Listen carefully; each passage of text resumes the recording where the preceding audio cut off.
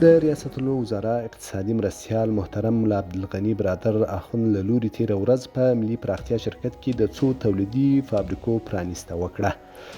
د ریاست الوزرا اقتصادي مرستیال د تولیدي فابریکو دغه کمپلیکس بیا فعالول د داخلي تولیداتو او صنایعو د ودې او پراختیا په برخه کې بنسټیز ګام وباله او زیاته کړه چې په دې سره به پر بهرنیو تولیداتو د افغانستان تکیه راکمه او د کورني صنعت په پیاوړتیا او پراختیا کې به د پام وړ مرسته وکړي. ملا عبدالغني برادر ویل د تولیدي فابریکو دغه کمپلیکس کې به ډیرو هیوادوالو ته د کار زمینه برابر شي. د سیمه‌ییزو او بهرنیو بازارونو په نسبت به هیوادوالو ته په ارزانه بیه تولیدات وړاندې شي او په لویه کې به دغه کمپلیکس د هیواد د ملي اقتصاد په تقویه کې مؤثر رول ولوبوي. محترم ملا عبدالغني برادر اخوند یو ځل بیا پر ټولو پانګوالو او تجارانو غږ وکړ چې راشي او په افغانستان کې پانګونه وکړي. د هغه په خبره اوس مهال په افغانستان کې د هر ډول لویو متوسطو او کوچنیو پانګوالو لپاره ښه زمینه برابره شوې ده. د ریاست الوزرا اقتصادي مرستیال د ملي پراختیا شرکت د مسؤلینو هڅې وستایلې چې دغه تولیدي فابریکې له 15 کلن ځنډ وروسته بیا فعال کړي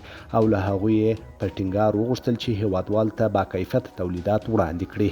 د یادونې وړ ده د تولیدي فابریکو دغه کمپلیکس اوس مهال د قوشتېپې کرنیز کمپلیکسونو لپاره د ماشین آلاتو او کرنیزو وسایلو، د صنعتي او کوچنیو فابریکو ماشین آلاتو، ترانسپورتي وسایطو، فلزي عناصرو، برقي وسایلو، مختلفو پرزجاتو او د کانالونو او اوبو بندونو د دروازو د قطعاتو په شمول 115 ډوله تولیدات کوي چې یو شمېر تولیدات نندارې ته هم وړاندې شول.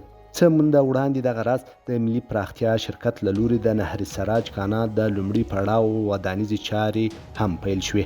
د دې پروژې ټولیز لګښت 215 میلیونه افغانۍ اټکل شوی چې له هلمند او مساقلات سیندونو څخه تغذیه کیږي.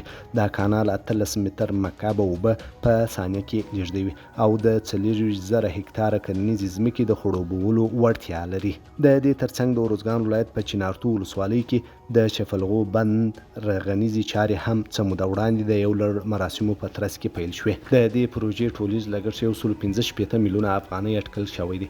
دا بند به 23 متره لوړوالی او اویا.25 متره سور لري.